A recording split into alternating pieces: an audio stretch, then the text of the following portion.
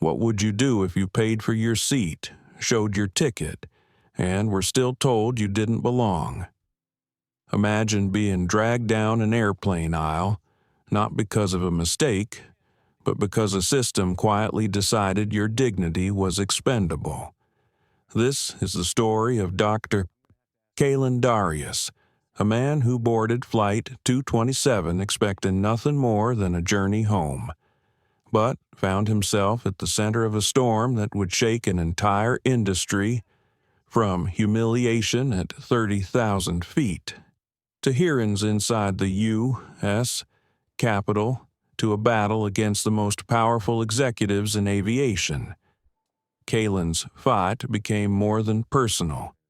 It became a question for every one of us: is dignity a privilege, or is it a right? As you listen, you'll feel the tension of that night on the plane. You'll witness the courage of whistleblowers who risked everything, and you'll see how one man's refusal to move became the spark for systemic reform. But before we begin, if stories like this move you, if you believe in justice, empathy, and accountability, please like this video, share it with others, and subscribe to our channel. Now, let's step aboard Flight 227. The sliding glass doors of the terminal opened with a hush, spilling warm light from the jet bridge onto the waiting area. Dr. Kalen Darius adjusted the cuff of his charcoal jacket, his movements unhurried, his eyes calm. It wasn't the kind of calm that came from indifference.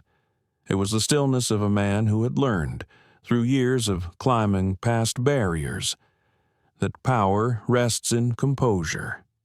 Around him, the boarding gate buzzed with the familiar rituals of travel, a family corralling toddlers, a business traveler muttering into his Bluetooth, the faint scent of roasted coffee drifting from the stand just beyond security. Kalen breathed it all in and felt the familiar weight of expectation. Seat 1A was printed on his boarding pass. He had chosen it deliberately. The small ritual of claiming a space that was his one corner of the sky where dignity was not negotiable. At his side, Seraphine Vale, his assistant, checked her phone for the 10th time in as many minutes. Her auburn hair caught the fluorescent glow, and her brow creased with the careful worry of someone always bracing for the unexpected. Dr. Darius, boarding Group 1 is lining up, she murmured. Should we go now? Kalen offered a faint smile. We'll walk when it's time. Seraphine. No need to rush toward turbulence before it comes. They joined the line for first class. Most passengers stood with practiced confidence, already pulling boarding passes up on their screens. Kalen handed his physical pass to the gate agent, who scanned it without hesitation. The beep confirmed his right to enter. He nodded politely, took back the slip of paper, and stepped down to the carpeted jet bridge. Inside the aircraft, the cabin was hushed, dim lights casting a golden tone across leather seats. Kalen's eyes fell naturally on the wide, welcoming curve of Seat 1A, the front left corner, beside the window. It was empty, pristine, waiting, but before he could set down his briefcase, a voice rang out. You're in my seat. Kalen turned slowly.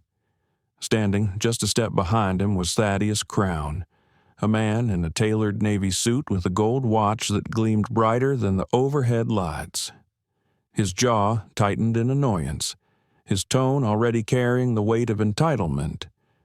"Excuse me," Kalen asked, polite, measured. Thaddeus tapped his own boarding pass against the seat back. "I always fly in 1A on this route. Always. You must be mistaken. That's mine." The words slid like ice across the quiet cabin. A couple of other passengers glanced up from their tablets, sensing the sudden tension.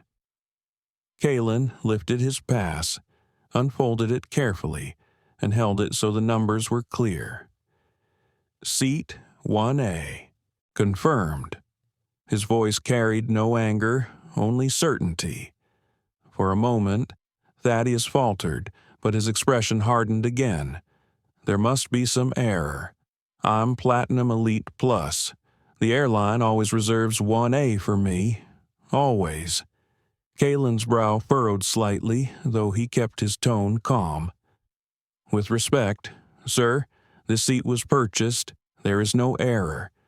The exchange caught the attention of Celeste Marlowe, the chief flight attendant.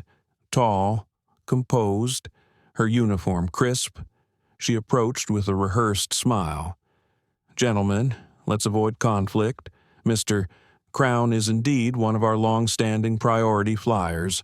Dr. Darius, might I suggest moving you to 1C instead?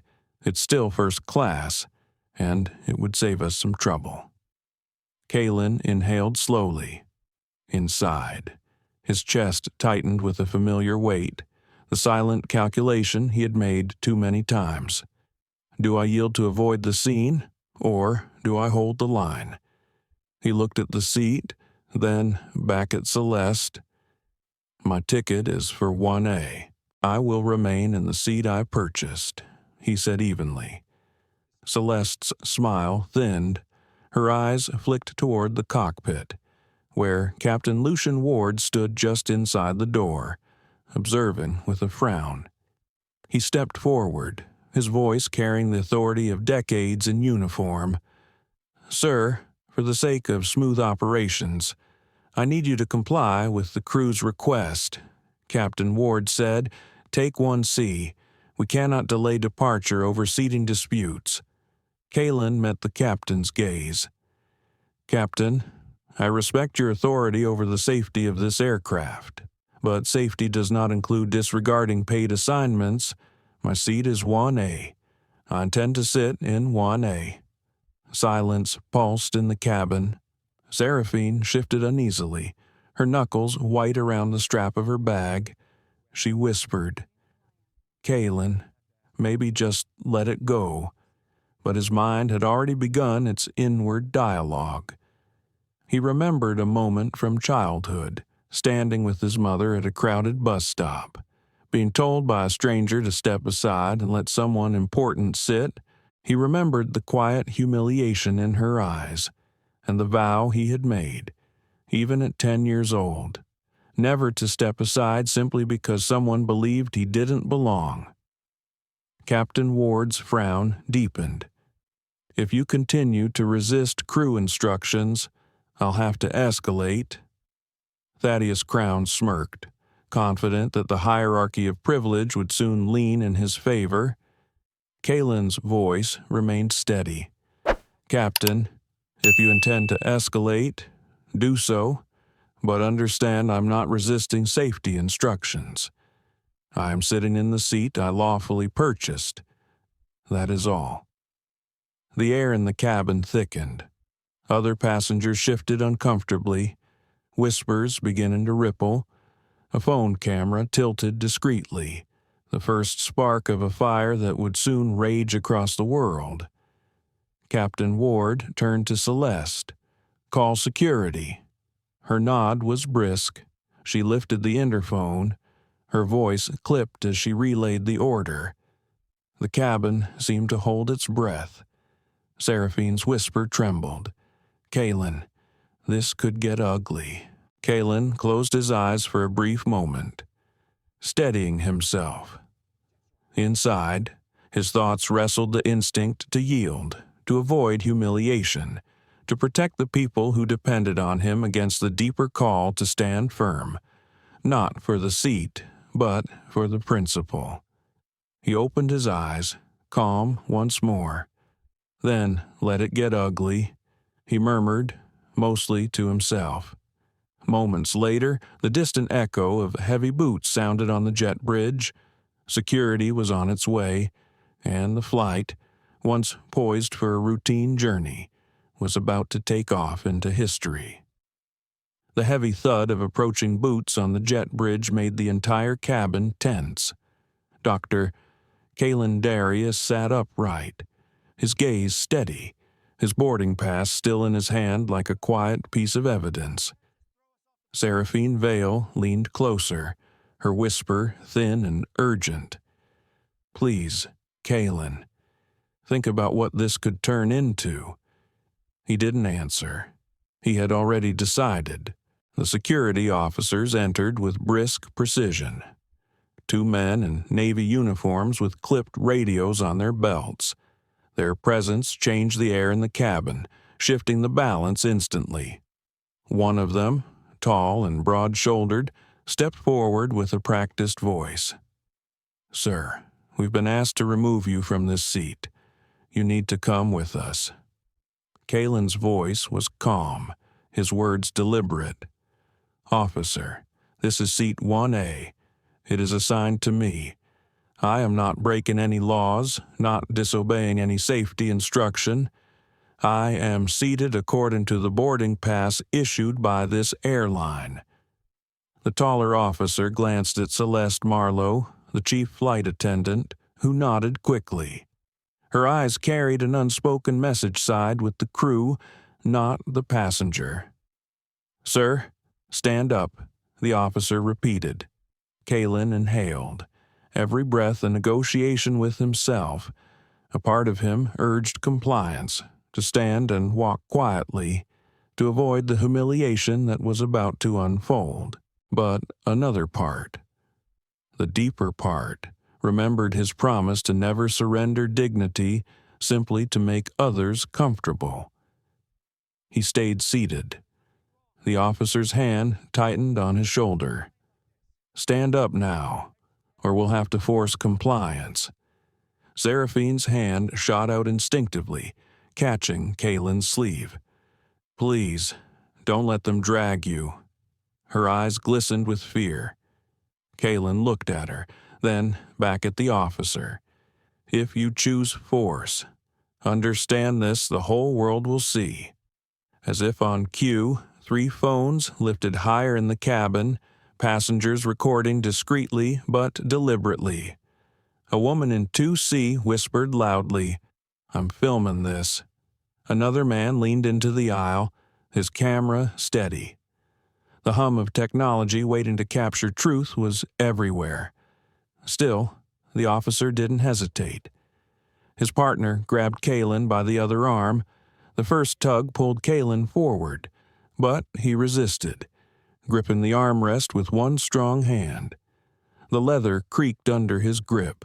"Sir, you're resisting a lawful order," the officer snapped. Kalen's voice rose, not in anger, but in conviction. "I am resisting an unlawful humiliation." The second tug was harder. His body lurched, knees striking the edge of the seat. The sharp sting of pain shot up his leg. He lost his grip, and in the next moment, he was wrenched into the aisle, his body twisting as he tried to stay upright. Gasps erupted across the cabin. A child cried out. Seraphine's voice cracked. "Stop! You're hurting him!" The officers dragged Kalen down the narrow aisle, his polished shoes scraping against the carpet. He stumbled, caught himself, then stumbled again. His lips split as his face clipped the edge of a seat back. Warm blood filled his mouth, metallic and bitter. Phones were everywhere now. A dozen lenses captured the brutal choreography of power. Passengers shouted, "That's not right," and he showed his ticket. A woman's voice, shaken but firm, called out, "You can't treat people like this." Thaddeus Crown sat smugly in the aisle, his chin tilted high, watching as if the entire cabin were his private stage. His smugness only deepened as he slid casually into 1A once the seat was emptied, adjusting his cufflinks as though he had just won something earned. Kalen's body hit the jet bridge floor with a dull thud as the officers pulled him clear of the cabin. He sat up slowly, one hand wiping blood from his lip, his suit rumpled, dignity strained but not broken. Cameras followed him even as the officers barked at bystanders to keep moving. Inside, Celeste smoothed her uniform, her composure brittle. Captain Lucian Ward's voice carried through the intercom a moment later. "Ladies and gentlemen, we apologize for the disruption. Please remain seated while we resolve the situation." But the situation was already spiraling beyond their control. Within minutes, videos began hitting social platforms.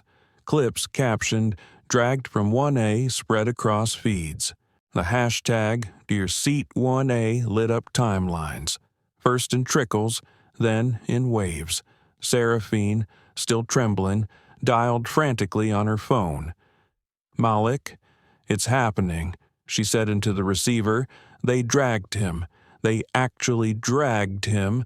Attorney Orion Blackwell's voice, steady and commanding, came through the line. "Record everything. Secure the boarding pass. Get Kalen out of their custody as soon as possible. And Seraphine, don't let him sign anything." Back in the terminal, passengers who had witnessed the scene were already clustering, voices buzzing with disbelief.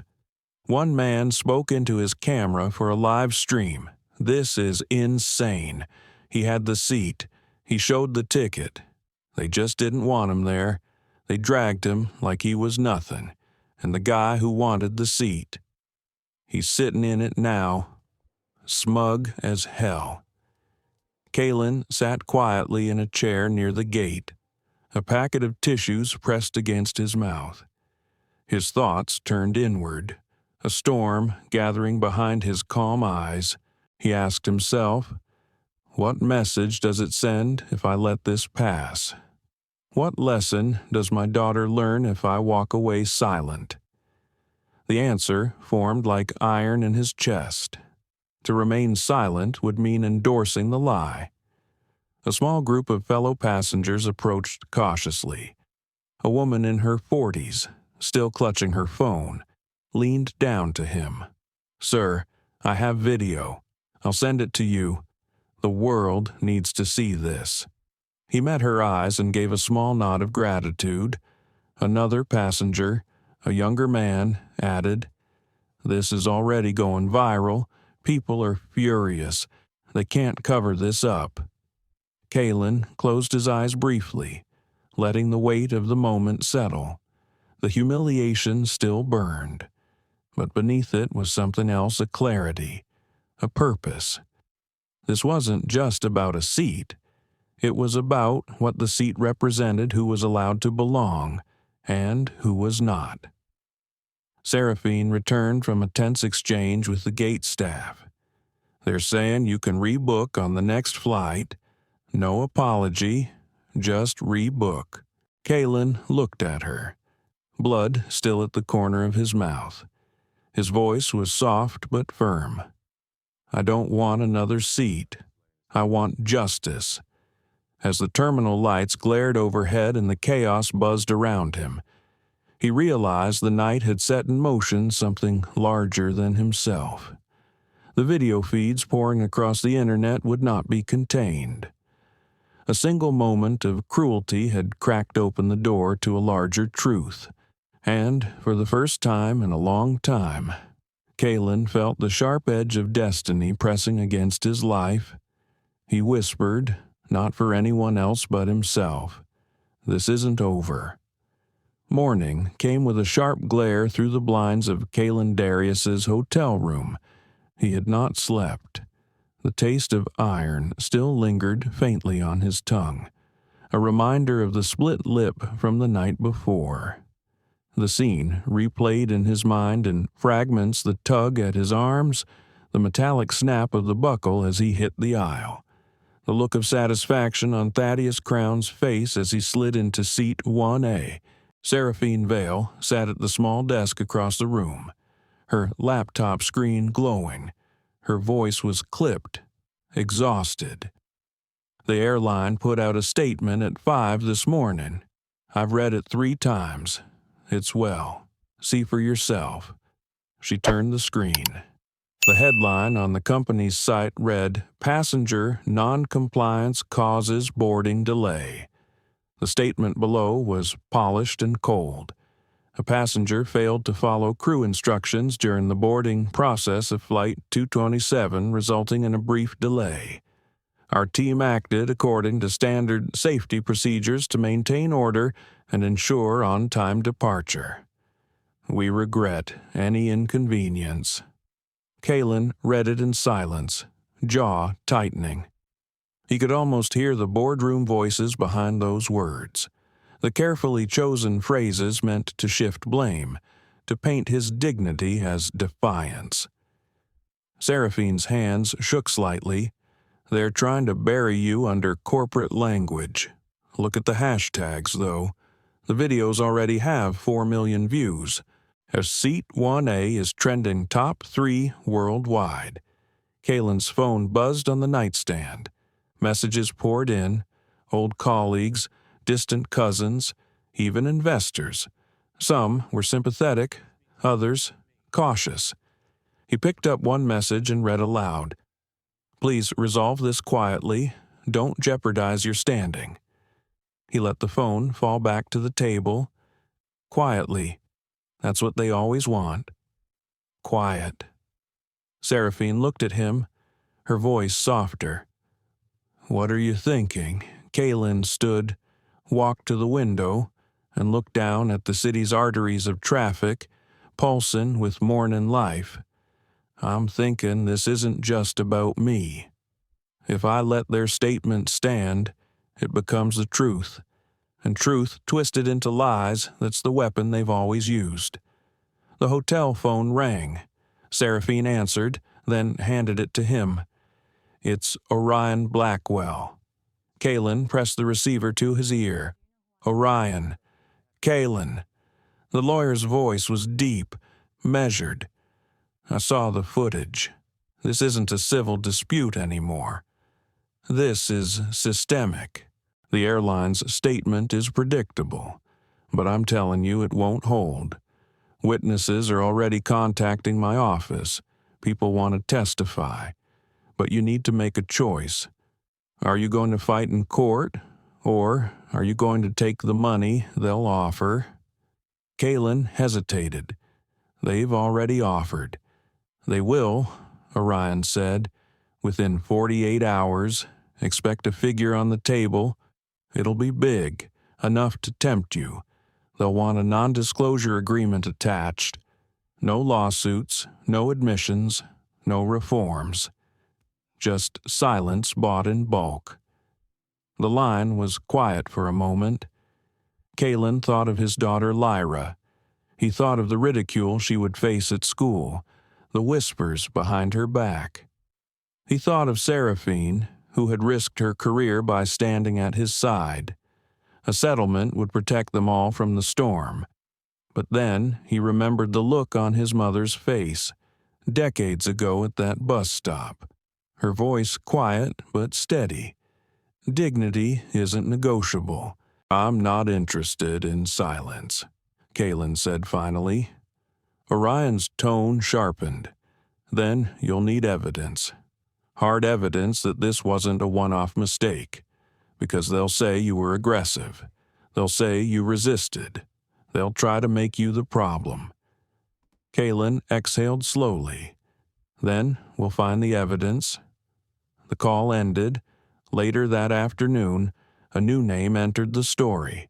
Evelyn Carter, a former airline COO known for her bluntness, sent a discreet message through a mutual contact. I've seen this before. They call it harmony flags, systematic prioritization of certain profiles over others. I can help if you're ready to fight. Kalen read the words twice. Harmony flags. The phrase chilled him, like the cold hum of machinery designed not for safety, but for exclusion. Seraphine frowned. Harmony flags. What is that? It sounds like a code, Kalen murmured. Something buried inside their operations, something they don't want the public to see. Even as they spoke, the story outside was spreading faster. News anchors replayed the footage on a loop. Guests debated on panels whether Kaylin had been unreasonably defiant or a victim of blatant discrimination. Social feeds split along familiar lines, but the images of his bloodied lip, his quiet defiance, spoke louder than any punditry. In the late hours, Seraphine opened her inbox and froze.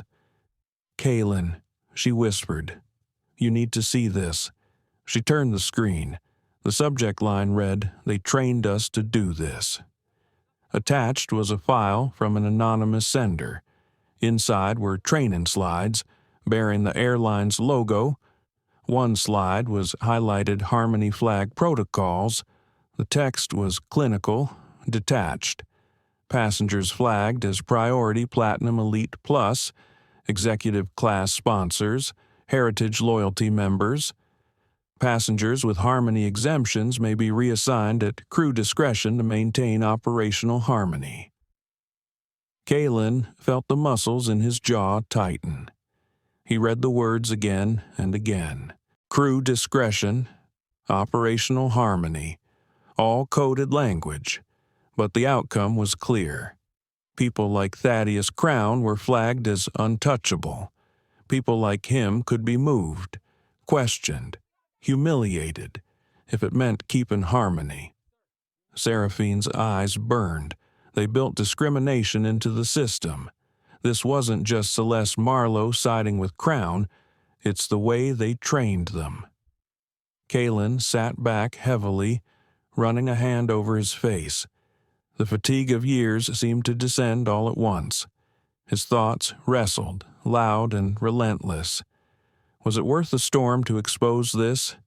Could he endure the backlash, the lawsuits, the threats? For a moment, he imagined taking the settlement, disappearing into silence, using the money to shield Lyra from cruelty. He pictured their house, the garden where she read books in the sun, untouched by scandal. But then another image rose, unbidden her face, 20 years from now, when she learned her father had traded justice for comfort. Would she see him as strong, or as a man who bowed when he should have stood? The answer seared itself inside him. He could not bow. He leaned forward, his voice quiet but resolute. "We take this public. Every detail, every slide, every code." Seraphine nodded, though her hands trembled. Then the real fight begins. Outside, the night glowed with the restless pulse of a story the airline could no longer contain. And in that glow, the first cracks of truth began to split the mask of corporate denial. The email came just after dawn. Seraphine Vale found it in her inbox, marked with no subject line, sent from a disposable account. She'd grown used to scanning endless messages since the incident, most of them supportive, some hateful. But this one was different. The first words were blunt. "I was there. I can't stay silent anymore." Attached was a short video. It showed the training room of an airline facility. Fluorescent lights buzzing overhead. A group of recruits sat in rows while an instructor gestured at a projected slide. The title at the top was Clear Harmony Flag Implementation. Seraphine clicked play. The instructor's voice filled the small hotel room. "Remember, Harmony flags are not optional. Platinum Elites and Heritage Loyalty members expect seamless treatment. If conflicts arise, crew discretion is to be used in their favor. Operational harmony depends on it." The video cut off abruptly. Kaylin Darius leaned closer, his eyes narrowing. "Who sent this?" Seraphine scrolled to the bottom of the email. A single line was typed, "My name is Chloe Park. I'm a junior attendant. I can't let this keep happening." Kaylin sat back in his chair, his chest rising slowly. "She's risking everything by sending this?" Seraphine nodded. "If they trace her, she'll lose her job, maybe worse, but this is exactly what we need. Proof that it's systemic. Before he could respond, another ping sounded. A second email arrived. This one from a different, anonymous address. Its subject line read, "I saw the code myself." Inside was a message, "My name is Marcellus Quinn. I worked ground operations for 6 years. I can confirm Harmony flags exist. They are embedded into the reservation system. If you want data, I'll send it. Just promise me protection." Attached was a snippet of raw code, lines of commands littered with markers like HF Elite and reassigned a fallback. To an untrained eye, it was gibberish, but Kalen recognized the language of systems that quietly decide fates. He exhaled, a low, heavy sound. There it is, the bones of the machine. Seraphine looked at him with cautious hope. "So now it's not just your word against theirs. We have insiders. We have proof." Kalen turned toward the window. Outside, the city was waking, traffic streaming across bridges, the hum of morning life unbroken by scandal. Yet he knew beneath the surface, the cracks were widening, his thoughts twisted inward. He remembered every time he had been told he did not belong, subtle moments at corporate dinners, boardroom glances that measured his worth in skin rather than skill. Now he realized those moments had not been accidents. They were part of a system with a name, a manual, a code, Harmony flags. But with the realization came a question that gnawed at him. Am I ready to fight them all? Later that afternoon, Seraphine placed a cautious call. Chloe Park answered on the third ring, her voice trembling. "I don't know how long I can talk. They monitor everything." "You're safe with us," Seraphine reassured her. "We saw your video. You're brave for sending it." Chloe's breath caught. "I was in training just last month. They told us if we questioned the system, we'd never move up. They said Harmony flags were about efficiency. But I watched passengers, always the same kind, being told to move or wait. I couldn't keep my mouth shut anymore." Kalen spoke gently into the line. "Chloe, what you've done could change everything, but it will come at a cost. Are you sure of pause, then a quiet answer? I'd rather lose a job than lose my soul." When the call ended, Seraphine wiped her eyes. She's younger than me. She's risking her whole career for the truth that night. Marcellus Quinn met Kalen in a dim cafe tucked off a side street. He wore a baseball cap low over his brow, his posture tense. He slid a flash drive across the table. "This is months of back-end logs," Marcellus said, his voice low.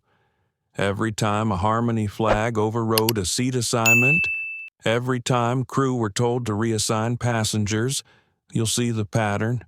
Race, status, money. It's all there." Kalen picked up the drive, turning it over in his hand as though it weighed more than metal and plastic. "Why now?" he asked. Marcellus's jaw clenched. "Because I watched them drag you like a criminal when you were right. I knew then the system was rotten. And because my brother, he was bumped last year, humiliated in front of his kids. He never got over it." Kalen studied him in silence, then extended his hand. "You've done something extraordinary. You won't be forgotten for it." Marcellus hesitated, then shook firmly. Back at the hotel, Kalen loaded the flash drive.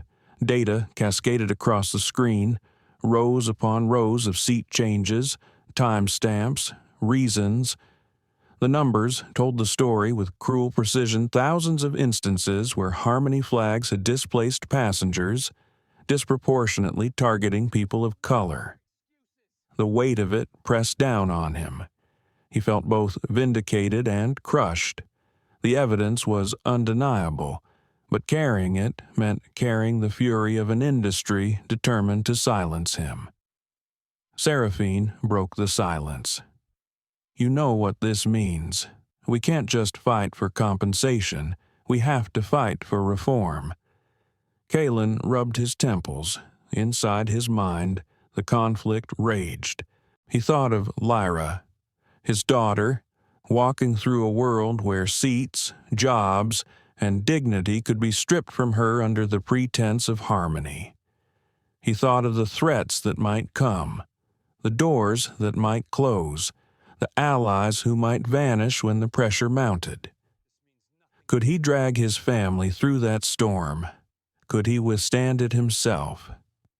A single memory rose, clear and sharp. His mother, standing in line at that bus stop, telling him softly, "Never give them the satisfaction of your silence." He whispered aloud, almost to himself, "I won't." Seraphine looked at him, recognition dawning. "You're really going to do this?" Kalen turned back to the data, eyes burning with resolve.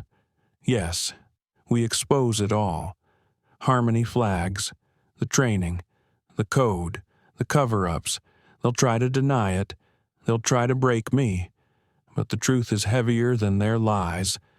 As the city lights flickered beyond the window, he felt the gravity of the choice settle into place. The whistleblowers had handed him the torch. Now he had to carry it into the storm. And for the first time since being dragged from seat 1A, Kalen felt something stir beneath the anger and pain. It was hope not for himself, but for every person who had ever been told to move, to wait, to yield. Hope that this time the world would finally listen. The morning after Marcellus Quinn handed over the flash drive, Kalen Darius sat at his dining room table, the weight of evidence heavy in his mind. The house was quiet except for the faint hum of the refrigerator and the occasional tick of the wall clock. Across from him sat his daughter, Lyra, hair tied in a messy bun, still in her sweatshirt from last night. She pushed her cereal round the bowl more than she ate it. Finally, she spoke, her voice brittle. "Dad, everyone at school saw the video. They keep replaying it. Some of the kids, they laugh. They say you were dragged like a criminal. They say you should have just moved." Her words pierced him deeper than the bruises on his arms. He reached across the table, resting his hand gently on hers. "Lyra, I didn't stay seated because I wanted to cause trouble. I stayed because I belonged there, because if I moved, I'd be teaching you that dignity is negotiable, and it isn't." Lyra's eyes welled, but she didn't pull away. "But what if it makes our lives worse? What if they come after you after us?" From the kitchen doorway, his wife leaned against the frame, arms folded. Her expression was harder, etched with sleeplessness. "She's right. Kalen, this isn't just about you anymore. We've already had calls from reporters. People are camped outside the gate. Do you think Lyra can just walk into class like nothing happened?" Kalen lowered his gaze, his thoughts pulling in two directions. The husband in him wanted to shield them from the fire, to accept the settlement and close the door on the world. But the father, the man who had been dragged through an aisle for nothing but standing firm, knew silence would betray not just his family, but countless others. He spoke quietly, choosing his words with care. "If we stay silent, then we're telling them it's acceptable, that it's fine to treat people this way as long as the check clears. I can't raise Lyra to believe that." His wife shook her head, her eyes damp with frustration. "And what if they destroy you? What happens to us then?" The conversation ended not with resolution but with silence. Each of them carried their fears in different directions. Later that afternoon, Seraphine Vale arrived with new updates. She carried her laptop under her arm, her expression strained. They're preparing a settlement offer, $20 million, NDA attached, no lawsuits, no publicity, just walk away. Kalen didn't answer immediately. He stared out the window at the garden where Lyra used to play tag, at the sunlight spilling across the grass. He imagined the comfort that money could bring security for his family, scholarships for others, a chance to build something lasting without another battle. But then the images returned. His body on the floor of the aisle, the cameras capturing his humiliation, Thaddeus Crown sliding into seat 1A with smug satisfaction, and beneath it all, the faces of every person who had been told to step aside because someone more important had arrived. He turned back to Seraphine, his voice steady. No amount of money can buy silence. Not from me. Seraphine let out a breath of relief, though her eyes still held worry. Then we'll keep pushing. Orion is preparing a legal strategy. Chloe and Marcellus are both willing to go public when the time comes. We're not alone in this anymore.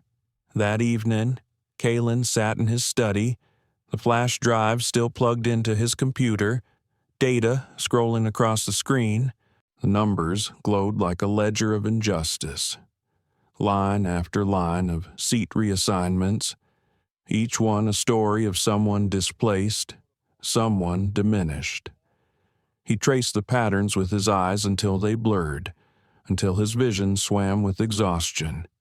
He leaned back, closing his eyes. His thoughts became a battleground. What if they smear me?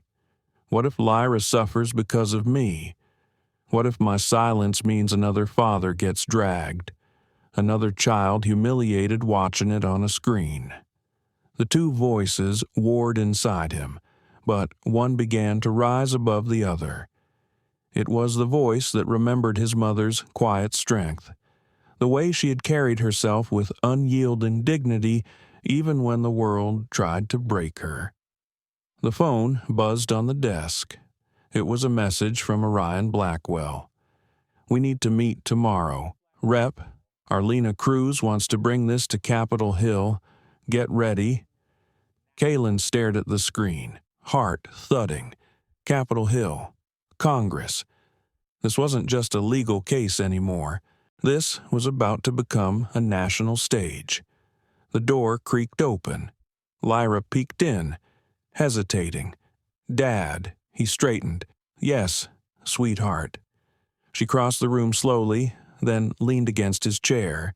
If you fight, will it really change anything?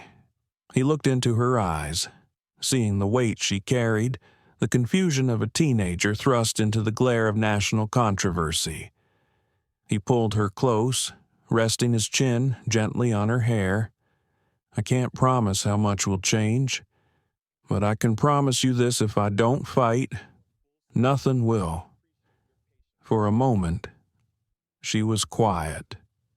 Then she whispered, then fight, because I don't want to grow up in a world where they can treat us like that and nobody does anything. Kalen closed his eyes, holding her tighter. The war inside him quieted. The path was painful, but it was clear. The next morning, cameras flashed as he stepped out of his house, Seraphine at his side. He ignored the shouted questions, the microphones thrust toward him. Inside, his focus was on Lyra's words, on the conviction in her voice. As they climbed into the waiting car, Seraphine leaned closer. You're sure about this? Once we go to Congress, there's no turning back. Kalen's gaze was steady. I've never been more sure. The car door closed, the engine roared to life, and with it, the fight moved from the aisle of a plane to the halls of power, where the fate of more than one man's dignity would be decided. The hearing room smelled faintly of polished wood and television lights. Rows of cameras lined the back wall, their red recording dots glowing like watchful eyes. Reporters whispered urgently, papers rustling as staffers shuffled behind the long mahogany dais where members of Congress would soon sit. Dr. Kalen Darius stood near the entrance, his suit pressed, his shoulders straight. The bruises on his arms had faded to yellow shadows, but the memory of being dragged through the aisle lingered. He adjusted his tie, inhaled slowly, and reminded himself that this day was not about his pride. It was about something larger, something that had pulled him into the storm and refused to let him go. Seraphine Vale stood at his side, tablet in hand, her voice low but steady. "Rep, Arlena Cruz wants to meet you before the session. She'll be your anchor here. Don't let the cameras shake you. Speak like you're talking to Lyra." Kalen nodded once. That simple thought steadied him. "Rep." Arlena Cruz entered moments later, her presence commanding but warm. She clasped Kalen's hand firmly. "You've been through hell, but today you have the microphone. Use it. Don't hold back." Her conviction seeped into him like a current of electricity. He felt the weight of expectation settle across his chest, but he carried it willingly. The session began with the sharp rap of a gavel. The chairman called the committee to order, voices echoing in the chamber. Members took their seats, some leaning forward with genuine concern, others already skeptical, their questions sharpened like blades. Kalen was sworn in. The cameras zoomed closer. His voice, when it came, was calm and resonant. On the evening of my removal from Flight 227, I did not resist safety instructions. I resisted humiliation. I held a valid boarding pass for Seat 1A. I showed it to the crew, yet I was told to move, then forcibly dragged, because another passenger was deemed more important. That passenger was flagged by a system known as Harmony flags, designed not for safety, but for hierarchy. Gasps rippled through the audience. Kalen continued, his words deliberate, each syllable weighted. "This is not an isolated incident. It is a policy, a system embedded into training manuals, into reservation codes, into the very DNA of the airline. It teaches crew that operational harmony means prioritizing certain passengers over others, and it gives them discretion to displace whomever does not fit that mold. The data we have collected shows thousands of cases. The targets are disproportionately people of color." He paused, allowing the words to sink in. Across the room, some members nodded gravely. Others scribbled notes. The chairman leaned forward. "Dr. Darius, can you provide evidence to support these claims?" Kalen inclined his head. "Yes, and I am not alone." At his signal, the doors at the back opened. Chloe Park entered, her posture trembling but resolute. She carried a folder pressed tightly against her chest. The cameras followed her every step. "I am Chloe Park," she said when sworn in, her voice wavering. "I was a trainee flight attendant. In my orientation, we were told Harmony flags were mandatory. We were told passengers flagged as priority must never be inconvenienced. We were told to use our discretion to reassign others if needed. I watched passengers, often people who looked like Dr. Darius, being told to move while others remained untouched." Her words cracked, but her courage held. A murmur rolled through the chamber. Then Marcellus Quinn approached. He placed a flash drive on the witness table. "These are back-end logs from 6 months of ground operations. You'll see the Harmony flag markers. You'll see how often they overrode seat assignments. You'll see the pattern. When the data appeared on the large screens behind him, the numbers glowed like a confession. Thousands of entries, each one a story of displacement hidden behind codes. The committee erupted with questions. Were supervisors aware who authorized the training? What protections exist for passengers? Kaylin listened as Chloe and Marcellus answered with the honesty of people who had nothing left to lose. He felt a swell of gratitude for their courage. But he also felt the heaviness of what came next. The final witness was called. Patricia Hawthorne, the airline's CEO, walked briskly to the table. Her expression was smooth, her tone practiced. The incident involving Dr. Darius was regrettable, but our records indicate he refused to comply with crew instructions. Harmony flags are simply a loyalty system, no different from upgrades in hotels or car rentals. We regret if some feel it is unfair, but it is not discriminatory. Kaylin leaned forward, his voice cutting through the murmur. With respect, Ms. Hawthorne, hotels do not drag guests into the street when they refuse to give up a bed. Loyalty cannot justify humiliation.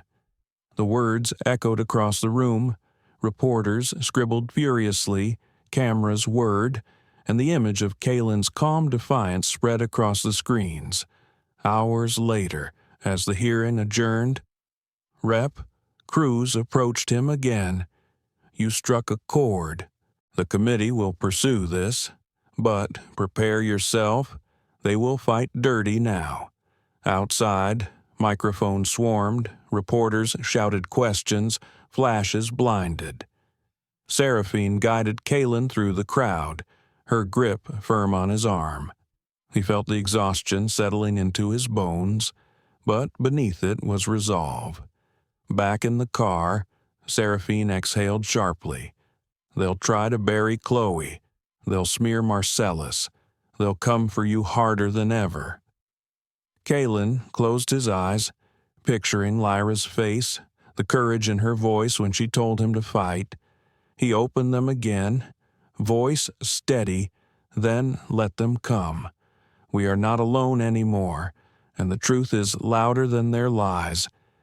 The car pulled away from the Capitol, but Kaylin knew this was only the beginning. The hearing had lit a fuse. What followed would be explosive. By the time evening settled across Washington, the footage of Kaylin Darius's testimony had already circled the globe. Clips replayed on news channels, headlines shouted across home pages, and millions shared the moment when he said with calm clarity, "Loyalty cannot justify humiliation." Inside his hotel suite, the glow of the television flickered against the walls. Seraphine Vale muted the sound, turning to Kaylin. You're everywhere. Every outlet is replaying your words. Social media is exploding. The hashtag Harmony Flags is trending higher than Yahar Seat 1A now. Kaylin rubbed his temples, exhaustion pulling at him. The world's attention is fickle. Tomorrow it could vanish. Not this time, Seraphine replied. Not with Chloe and Marcellus backing you, and not with the data on the screens for everyone to see. He wanted to believe her, but inside, a quiet storm brewed. Public opinion could turn as quickly as it rose. Corporations had a way of reshaping narratives, of twisting facts until victims became villains. A knock at the door interrupted his thoughts. Orion Blackwell entered, his expression carved from stone. He placed a folder on the table. Patricia Hawthorne gave an interview tonight. She doubled down. Called you a disruptor. Said you manufactured this to damage the airline's reputation. She claims Chloe and Marcellus are disgruntled employees seeking attention. Seraphine's eyes widened. That's outrageous. They risked everything. Orion opened the folder, revealing printed transcripts. It gets worse. Hawthorne hinted that your company could benefit financially from the airline's downfall. She's painting you as opportunistic, not principled. Kalen exhaled slowly, the old ache of frustration pressing at his ribs. That's the game. Turn the truth-teller into the problem. Orion leaned closer, his voice a steady anchor. Which is why you can't falter now. They expect you to retreat under pressure. Instead, you're going to push harder. We'll prepare you for the next round of hearings, and this time, we'll introduce Evelyn Carter. Kalen's gaze sharpened. She's ready to testify. Yes, and she's bringing receipts. The next morning, the hearing reconvened. The room was fuller, the atmosphere more electric. Cameras buzzed, journalists typed furiously, and the public gallery overflowed. Everyone wanted to see what would unfold. Evelyn Carter stepped forward when called. Her presence was striking silver hair swept back, her voice carrying the authority of decades in the industry. She placed a binder on the table, thick with documents. I served as Chief Operating Officer for this airline for 6 years. During my tenure, I raised concerns about Harmony flags. I warned the board that it would create systemic discrimination. I was ignored. When I pressed further, I was quietly forced out. She opened the binder, sliding forward memos stamped with executive letterheads. These are internal communications. They show executives knew the program disproportionately displaced passengers of color. They chose to keep it because it protected revenue from elite clientele. Gasps echoed through the room. Reporters leaned forward. Members of Congress exchanged sharp glances. Patricia Hawthorne, seated at the opposite table, stiffened. Her polished composure began to crack. Kalen watched silently, every word from Evelyn confirming what he already knew in his bones. The system wasn't an accident. It was deliberate. When the committee opened for questions, Rep. Arlena Cruz's voice cut through with precision. Ms. Hawthorne, you've stated Harmony flags were a loyalty benefit. How do you reconcile that with documented evidence showing disproportionate displacement of black and brown passengers? Hawthorne's jaw tightened. Correlation does not equal causation. Our policies are neutral. Any misuse was the fault of individual employees. Kalen felt heat rise in his chest. He leaned toward the microphone. With respect, Ms. Hawthorne, neutrality is the language of denial. A system that repeatedly produces the same biased outcome is not neutral, it is engineered. The room erupted in murmurs. Cameras zoomed in, capturing the fire in his eyes. One congressman, previously skeptical, now leaned forward. Dr. Darius, what would accountability look like? In your view, Kalen paused, letting the silence stretch. Then he spoke with quiet conviction. Accountability means more than apologies or settlements. It means transparency. It means independent audits of every seat assignment. It means whistleblower protection so Chloe and Marcellus aren't punished for telling the truth. It means dismantling Harmony flags entirely and rebuilding trust from the ground up. The gallery burst into applause before the gavel restored order. Later, in the hallway outside the chamber, reporters crowded around him. Microphones stretched forward. Dr. Darius, do you believe the airline CEO should resign? What will you do if the company offers another settlement? Are you considering a larger campaign against industry practices? Kalen answered calmly, each word intentional. This is no longer about one man or one seat. This is about whether dignity is conditional or universal. I will not stop until the answer is clear. That night, in the quiet of his hotel room, he replayed the day's events in his mind. Evelyn's courage, Chloe's trembling honesty, Marcellus's steady resolve, and his own words, carried across screens into living rooms around the world. But, as the adrenaline faded, doubt crept in. He imagined Hawthorne's lawyers drafting lawsuits, her PR team planting stories to discredit him. He imagined investors whispering about whether his company could survive the distraction.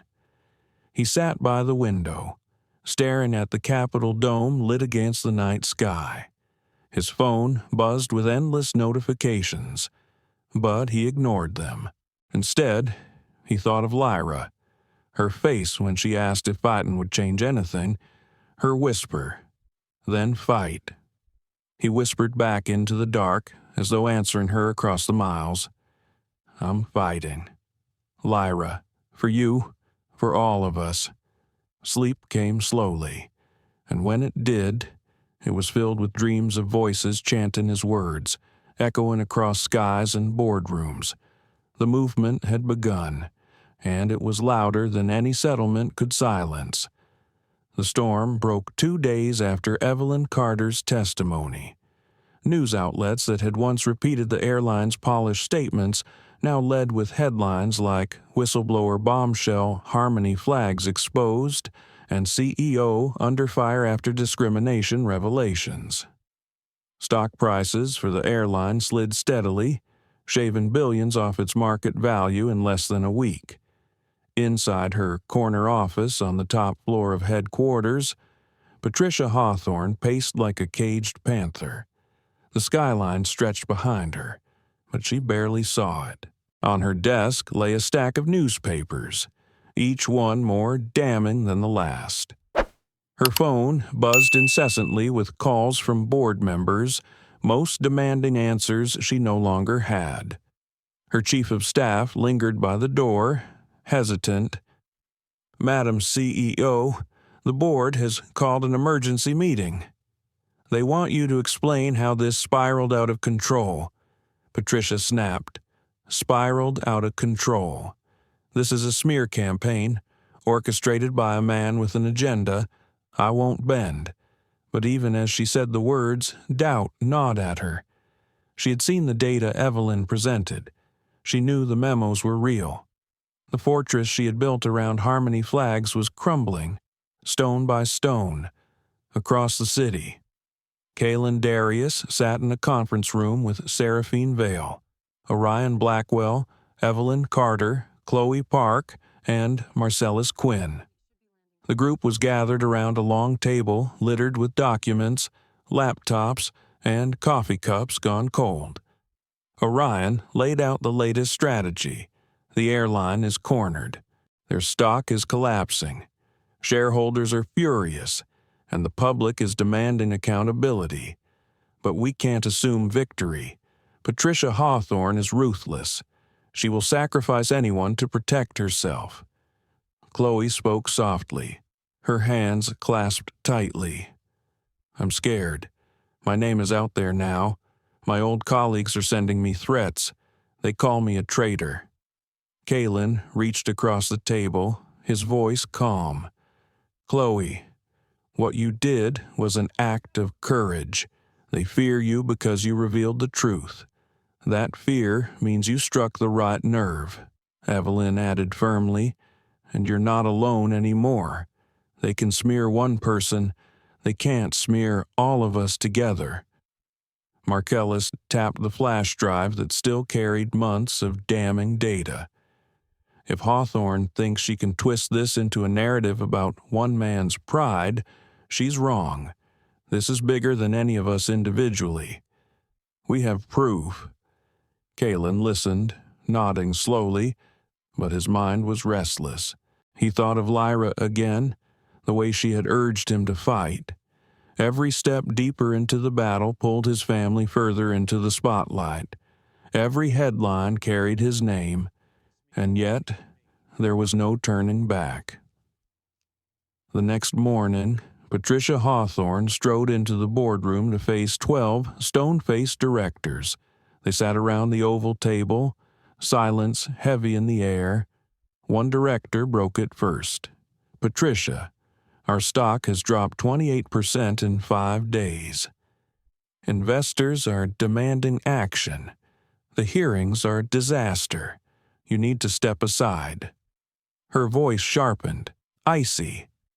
"Step aside. I built this airline into a global leader. I will not be scapegoated because a man refused to move seats." Another director leaned forward, voice cold. "You built this airline into a liability. Evelyn Carter's testimony, the data leaks, the whistleblowers, it's indefensible.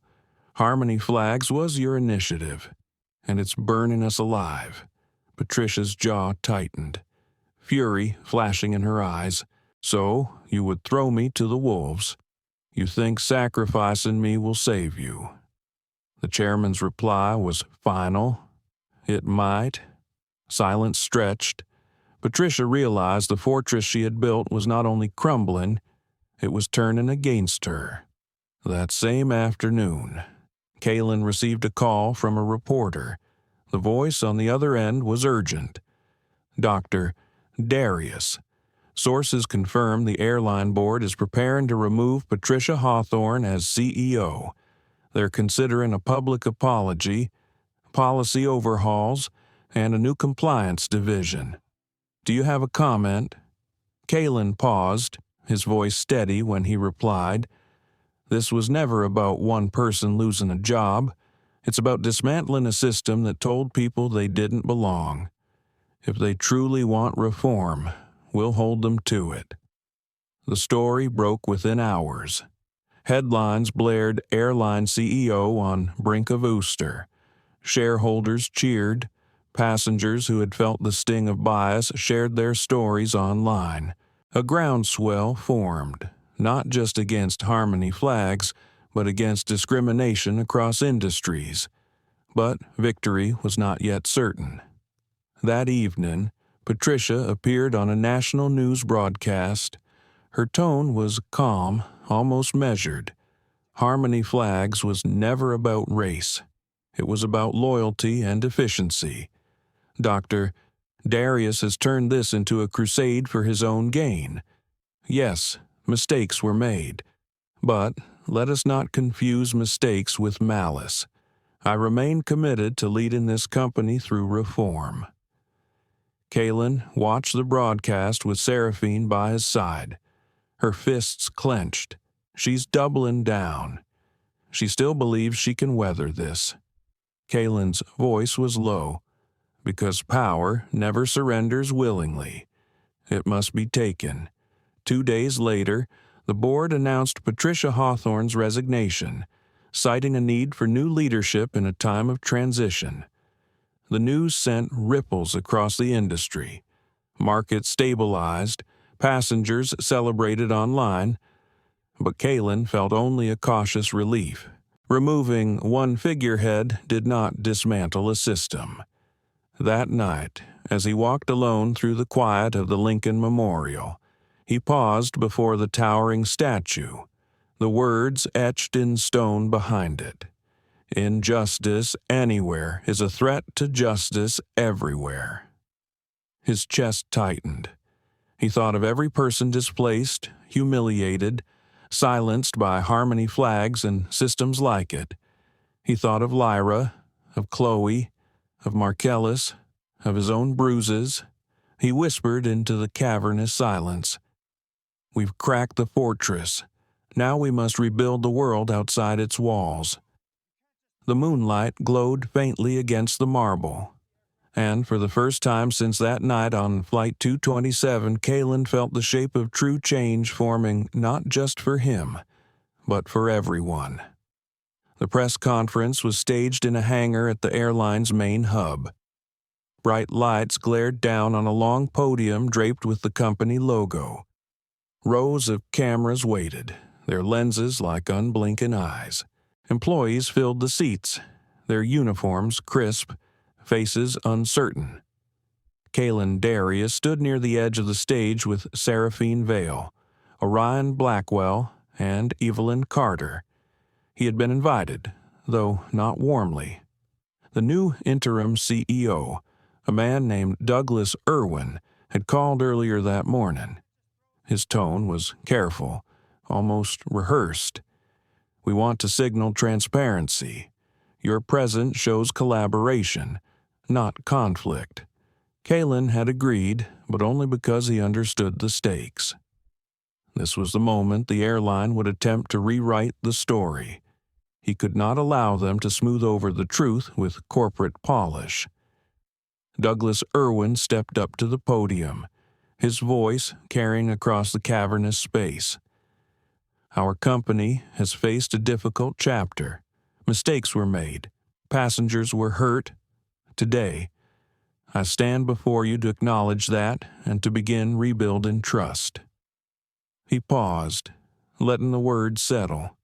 Behind him, a large screen displayed a new banner, "Commitment to Dignity." Douglas continued, "Effective immediately. Harmony flags are abolished. Every passenger, regardless of status, will be treated with equal dignity. We are instituting independent audits, new training, and a compliance division empowered to hold us accountable. We will work closely with regulators to ensure transparency. And we extend our apologies first and foremost to Dr. Kalen Darius." All eyes turned toward Kalen. The cameras zoomed in. He felt the weight of the moment press against him.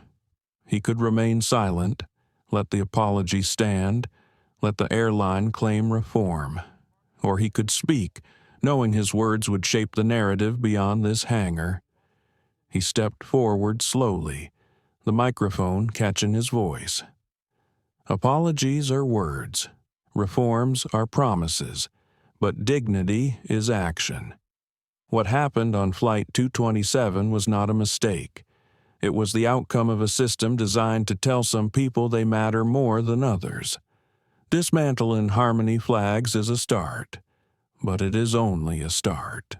The real test will not be in statements, but in lived experiences, in whether the next passenger who looks like me is treated as human without needing cameras to prove it." The room was silent. Employees exchanged glances, some nodding, others shifting uncomfortably. The cameras drank in every word. After the conference, as the crowd dispersed, Chloe Park approached Kalen. Her voice trembled with a mix of fear and hope. "Do you think they mean it this time?" Kalen studied her, then glanced at the new banners being rolled up by staffers already moving on to the next event. Institutions change slowly, but people like you, Marcellus, Evelyn, your courage is the spark. Without it, none of this would be happening. Later that evening, Kalen sat with Seraphine in the quiet of the hotel lounge. The day's victory felt muted. His phone buzzed constantly with messages, praise, invitations, proposals, but underneath, unease gnawed at him. Seraphine leaned forward, her voice soft. "You did what few could. You turned humiliation into reform. Why do you look so heavy?" Kalen swirled the untouched drink in his hand. "Because reform built on shame can crumble the moment the spotlight fades. I don't want change only because the world is watching. I want change because it's right, and that's harder to hold on to." As he spoke, a man approached hesitantly. Marcellus Quinn. His baseball cap was gone now, his posture straighter. "Dr. Darius," he said quietly, "I just wanted you to know. My brother called me today. He saw the hearing, the conference. He said for the first time he felt like what happened to him mattered, that it wasn't just forgotten." Kalen rose and clasped Marcellus's hand firmly. "That's why we fight." That night, in the solitude of his room, Kalen's mind churned. He thought of Patricia Hawthorne, now silent, her empire gone. He thought of the board, scrambling to preserve profit more than principle. He thought of the millions who had watched, who had seen a man dragged and then rise to demand justice. He wondered if it was enough. Sleep was slow to come. When it did, he dreamed of an airplane aisle stretching endlessly, voices whispering, some urging him forward, others telling him to move aside. At the end of the aisle, Lyra waited, her face calm, her eyes steady.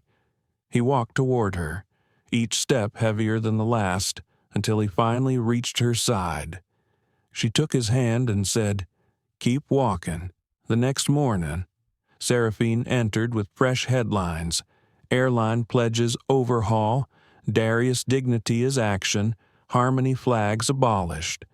But beneath those, another headline caught Kaylin's eye. Other airlines under scrutiny. Reporters were uncovering similar programs elsewhere, disguised under different names. Harmony Flags was not unique. It was part of a larger web. Kaylin folded the paper slowly, resolve forming again. The reckoning had begun, but the battle was far from over. The news spread like wildfire. Within days of the press conference, investigations began into other airlines.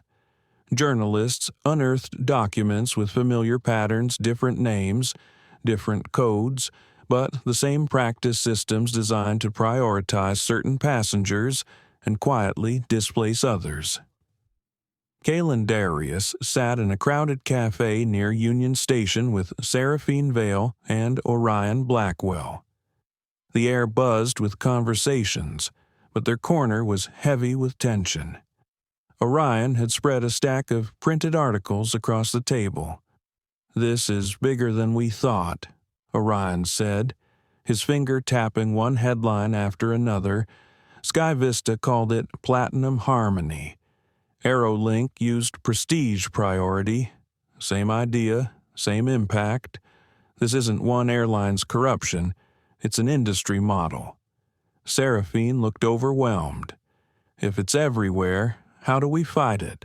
We can't take on an entire industry.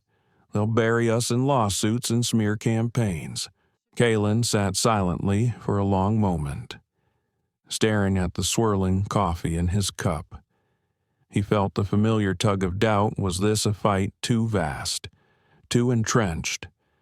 But then he remembered the faces of Chloe and Marcellus, the tremble in Chloe's voice, the steadiness in Marcellus's eyes.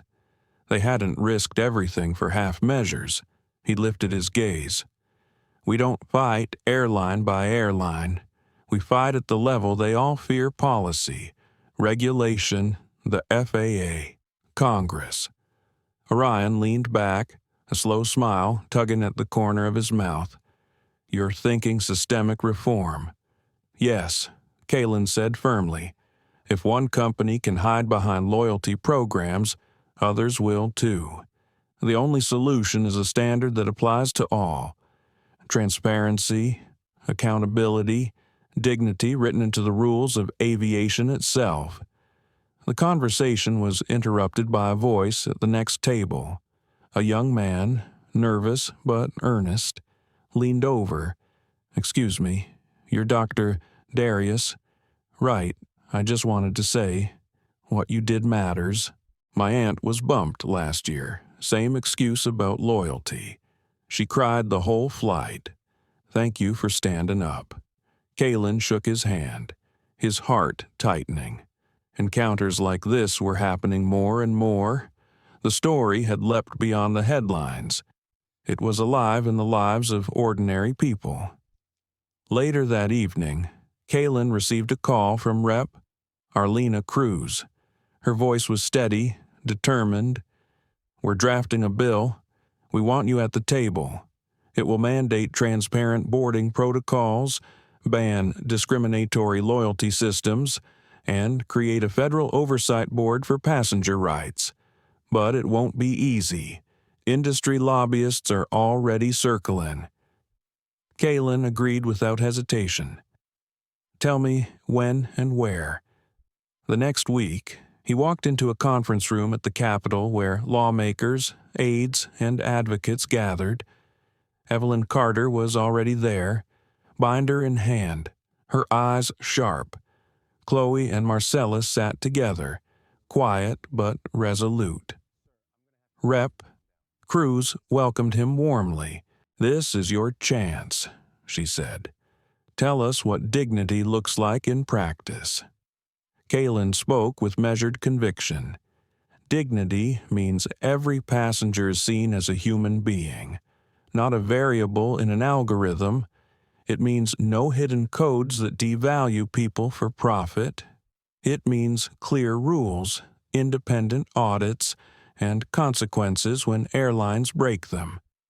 And, most of all, it means passengers like my daughter can fly without fear that their worth will be weighed against someone else's privilege. The room fell silent, his words echoing against the paneled walls. Staffers scribbled notes, legislators nodded gravely. The bill began to take shape. But, as progress stirred in Washington, resistance hardened elsewhere. Patricia Hawthorne, though ousted, was not finished.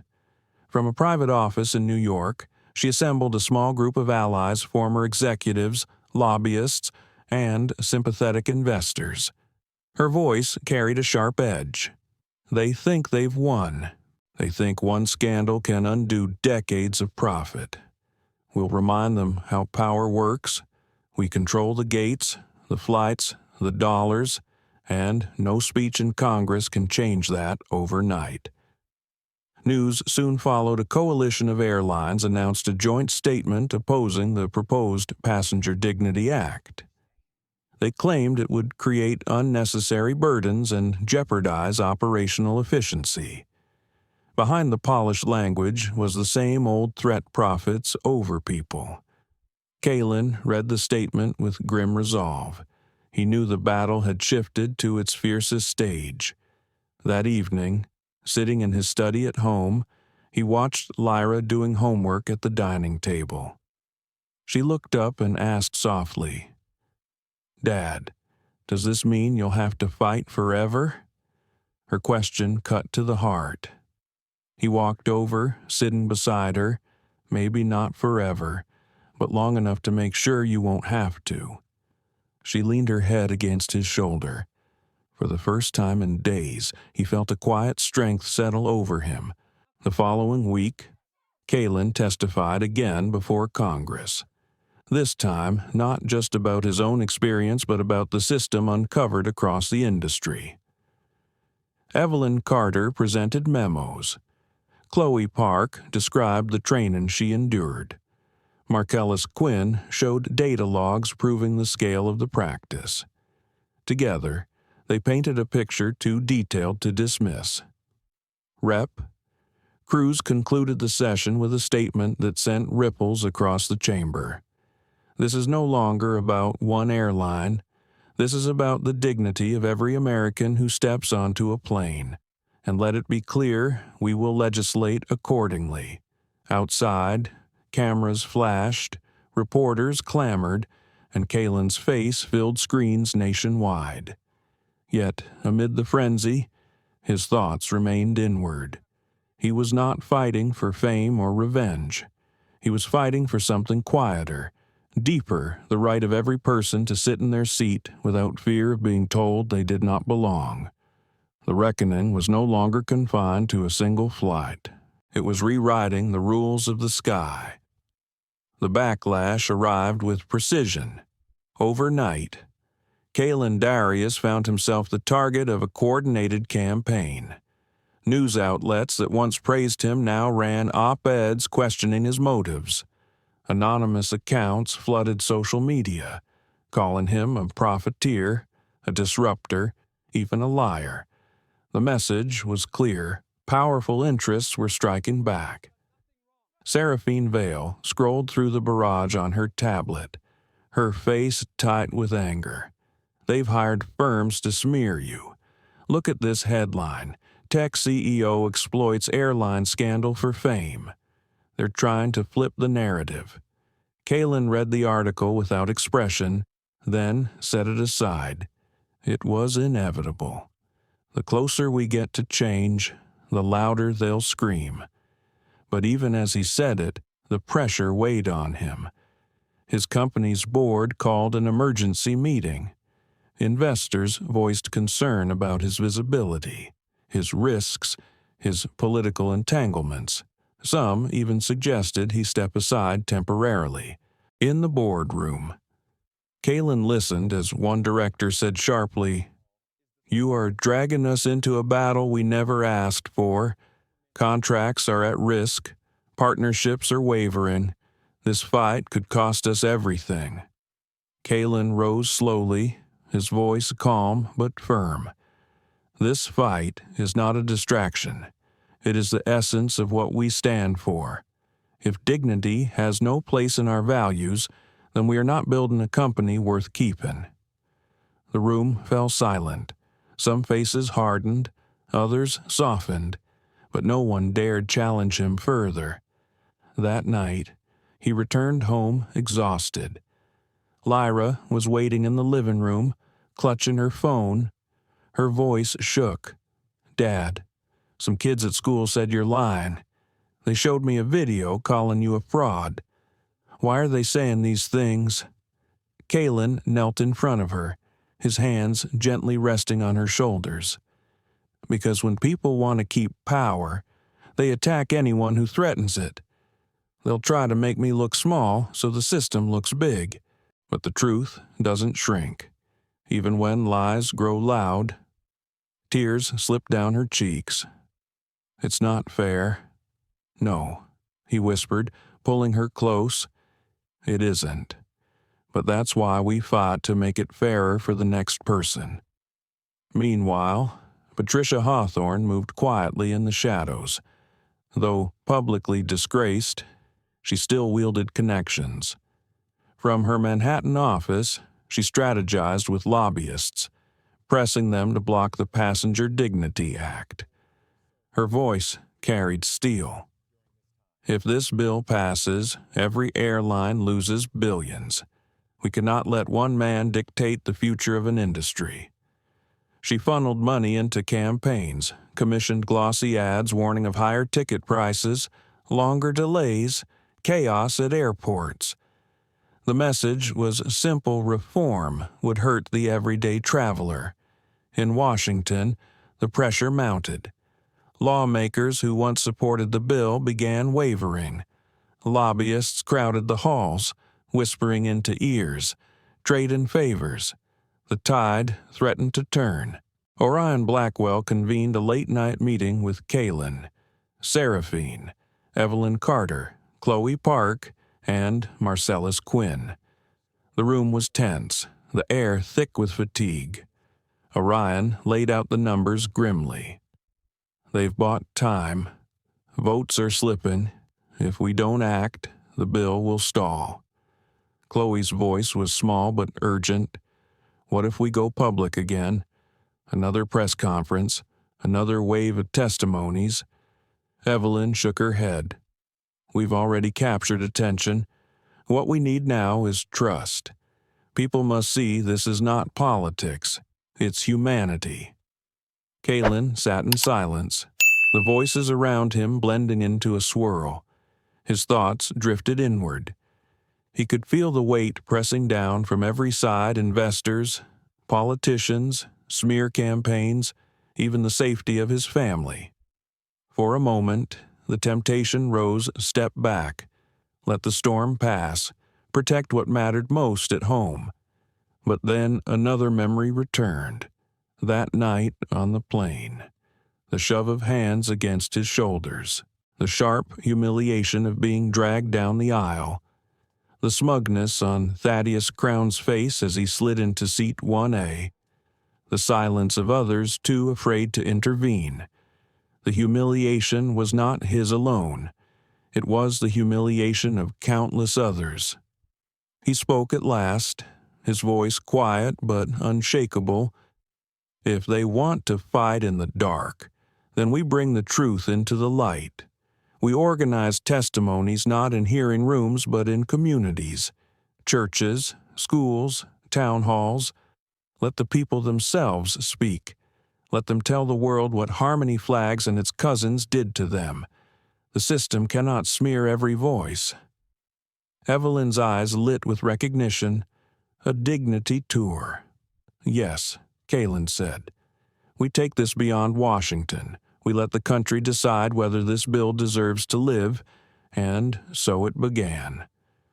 Over the next weeks, Kalen and his allies traveled from city to city. In Atlanta, a grandmother recounted how she was forced to give up her seat after a crew member whispered priority boarding.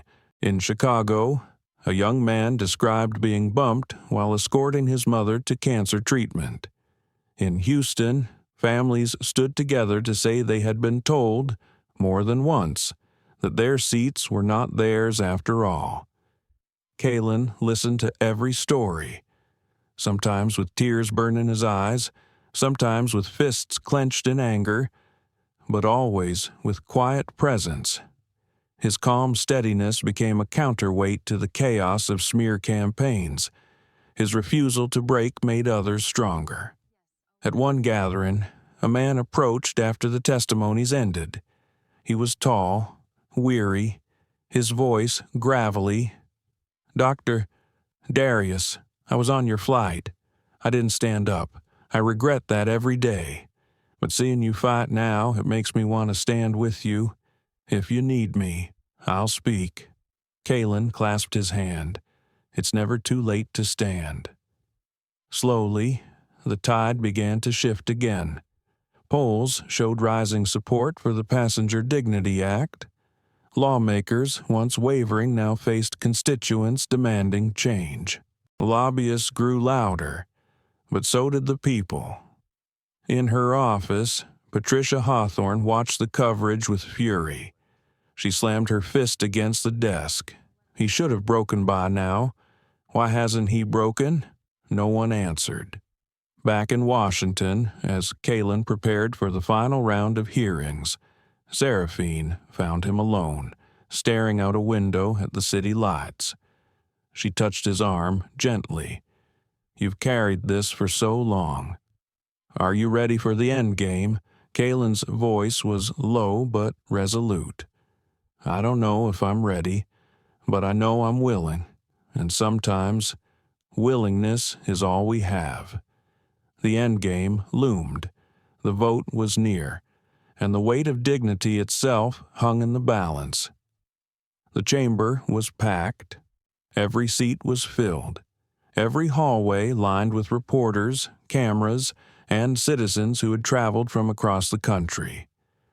The air thrummed with anticipation as lawmakers prepared to cast their votes on the Passenger Dignity Act. Dr. Kalen Darius sat in the gallery beside Seraphine Vale. Orion Blackwell, Evelyn Carter, Chloe Park, and Marcellus Quinn. He could feel the weight of months pressing down on this single moment. His hands rested quietly in his lap, but inside, his heart beat with the rhythm of an approaching verdict. Rep. Arlena Cruz rose to deliver her final remarks before the vote. Her voice carried across the chamber, clear and unshakable. "This bill is not about politics. It is about people. It is about whether the skies we travel are governed by fairness or favoritism. We have heard the testimonies. We have seen the evidence. Now we must decide what kind of country we want to be at 30,000 feet." Applause rippled through the gallery. Kalen felt a swell of gratitude toward her, toward every voice that had spoken when silence would have been safer. The opposition followed, their speeches polished, their warnings dire. This bill will burden airlines, raise ticket prices, slow operations. Reform is noble, but this is reckless. Kalen listened, unmoved. He had heard these arguments before. words dressed as caution but born of fear. He thought of Lyra, of the promise he had made her.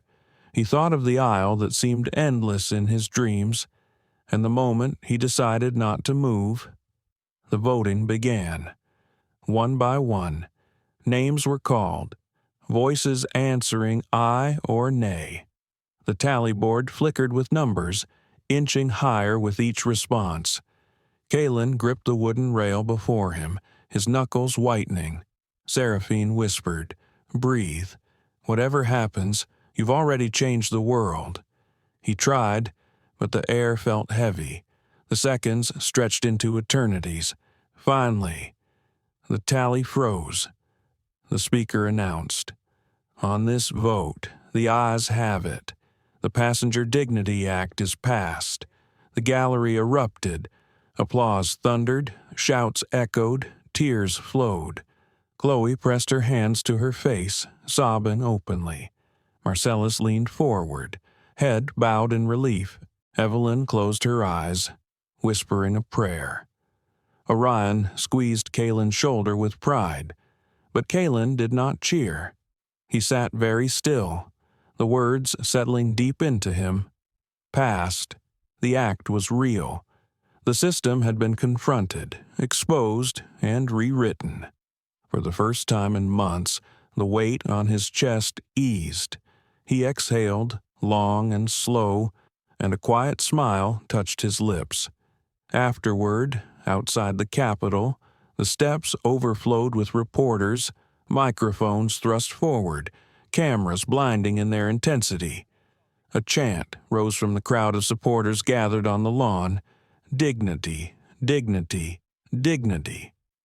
Kalen stepped to the podium hastily arranged by his team. The roar quieted as he began to speak. Today, the skies changed.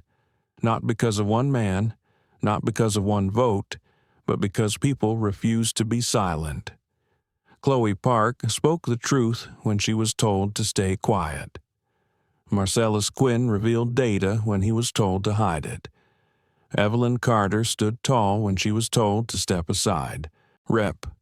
Cruz carried this fight into these halls, and thousands of you passengers, citizens, witnesses raised your voices until the system had no choice but to listen. He paused, the air electric. This act does not erase the harm done.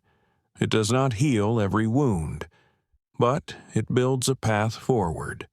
A path where no one has to wonder if their dignity depends on the color of their skin, the size of their wallet, or the seat on their ticket. It tells the world that dignity is not a privilege. It is a right. The cheers that followed rolled like thunder. Later that evening, Kalen returned home. The house was quiet. The chaos of the world held at bay for a few precious hours. Lyra sat at the dining table, her homework spread before her. She looked up, her eyes shining. "Dad, you did it." He knelt beside her, his voice soft. "No, sweetheart, we did it. Every story told, every voice raised, it was all of us." She hugged him tightly, her small arms wrapped around his neck. In that moment, the fight, the noise, the pressure, all of it felt worth carrying. But Kalen also knew this was not the end. Laws were words. Change was action.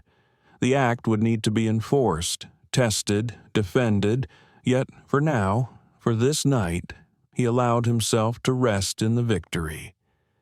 Seraphine sat nearby, watching the reunion quietly. Orion and Evelyn soon joined them, gathering around the kitchen table with takeout containers and tired laughter. They spoke of what was next: implementation, oversight, advocacy, but underneath their words was a sense of something rare: hope. Across the country, headlines blazed. Passenger Dignity Act passes a new era in aviation. Airlines scrambled to prepare compliance plans. Communities celebrated, and in quiet living rooms, families who had once been silenced felt seen. In New York, Patricia Hawthorne watched the coverage alone, her empire gone, her influence diminished. She stared at the television with hollow eyes.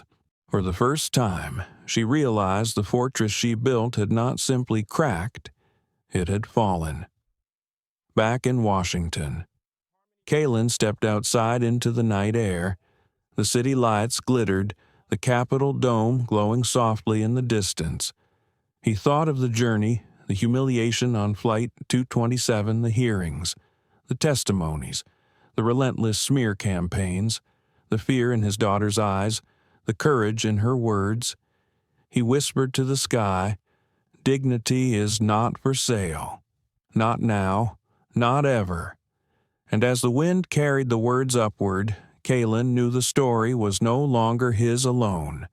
It belonged to every person who refused to move, every voice that demanded respect, every hand that held firm against injustice.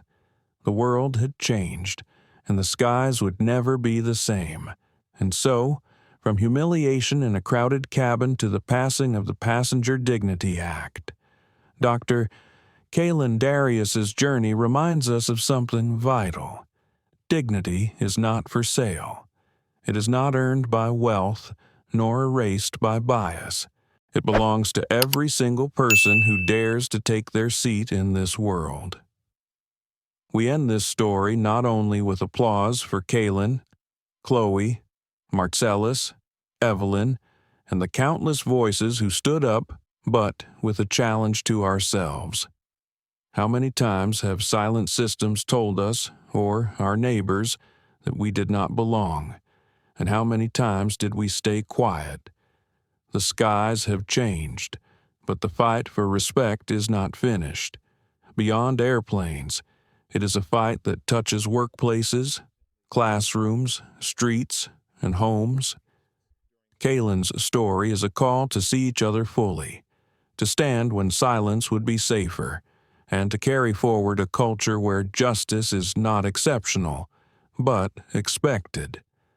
If this story touched you, if it made you reflect, if it moved you, help us continue to share voices that matter.